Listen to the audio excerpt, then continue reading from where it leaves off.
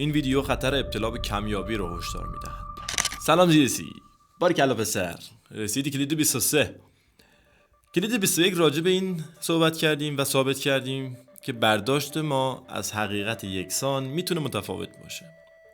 حالا نوبت این رسیده که بگم هر چیزی رو که تا الان رو برداشت ما تاثیر گذاشته چی کارش کنیم. از این به بعد برداشت سازنده تری داشته باشیم.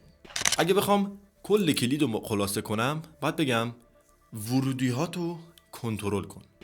رضا چی نوشته؟ درست چیزایی که وارد ذهنت و چیزایی که وارد دهنت. بد خوندی. منظور اطلاعات که وارد ذهنت میشه و تغذیت. بله، اطلاعاتی که وارد ذهن ما میشه و غذایی که مصرف میکنیم در سرنوشت ما تاثیر به شدت بزرگی داره. مثلا فرض کن 2 همسایه هستن، یکی به روی اعتقاد داره اون یکی نداره.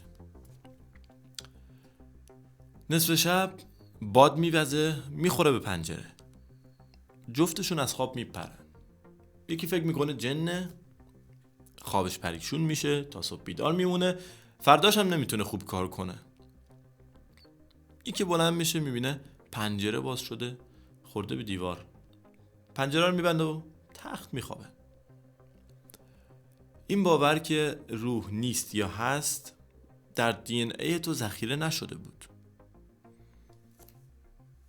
از یه جا شنیده بودی و وارد ذهنت شده.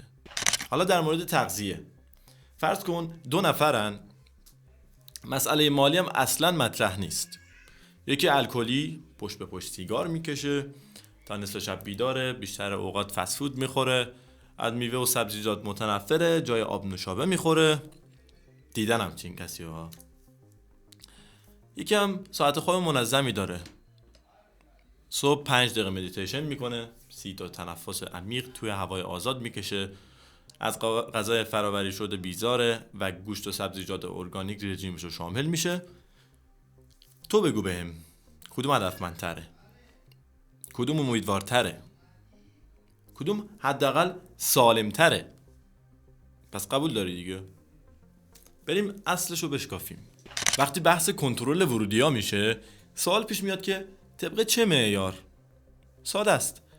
برای اینکه به مرده متحرک تبدیل نشی یا باید عملت با فکرت یکی کنی یا فکر تو با عملت. تو یه چشم انداز داری دیگه، اگرم نداری که برو شاکله دوم ببین. پس هرچه بیشتر باید متمرکز باشی روی چشم اندازت. تمام. باید به خودت بقبولونی که امروز مساوی فرداست، هیچ فرقی نداره. اگه امروز یه کاری متداوم داری انجام میدی که ازش راضی هستی، آیا از اثر بلند مدتش هم راضی هستی؟ هر سیستمی یه ورودی و یه خروجی داره، زیر سی. ما آدم هم همینطور.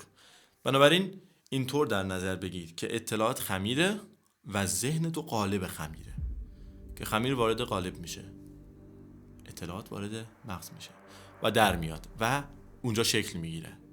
خمیر که بره داخل شکل میگیره داخل قالبش و غریزه، ژنتیک، استعداد، باور و سبک زندگی یا عادتات اون قالب است. طبق مطالعات مغز انسان بالغ با یکدیگر تفاوت محسوسی نداره، مرد و زن هم نداره.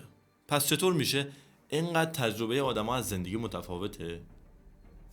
چرا شامپانزه‌ها که شبیه ترین موجودات زنده به انسان هستند اینقدر زندگیشون مثل همه و توشون اختلاف اجتماعی نیست و همشون از یک نوع رژیم غذایی و مکان زندگی برخوردارند؟ فقط یه دلیل داره، ورودیاشون با هم شبیه. پس به این ترتیب خروجیاشون هم و سطح زندگیشون با هم تفاوتی نداره، شبیه هم دیگه است. بنابراین ژنتیک، استعداد و غریزه رو که نمیشه کنترل کرد. پس تفاوت آدما سبک زندگیشونه. در کلید 21 هم گفتیم نتایج زندگی تو آیین بدون ارفاق و دقیقی از درون توست. پس انتخابو سخت کنترل کن. چه اطلاعاتی از طریق 5 حس لامسه، بینایی، بویایی، چشایی و شنوایی وارد ذهنت میشه محدودش کن، نذار هر چیزی وارد ذهنت بشه، چون همین باورها و دیدگاه تو رو نسبت به چیزایی مختلف به وجود میارن. در نتیجه بیا مشخصاً باور مالی و نگاه آدما رو به پول مثال بزنیم. آیا میتونی بگی فقر من در ژنتیک من و دی ان ای منه؟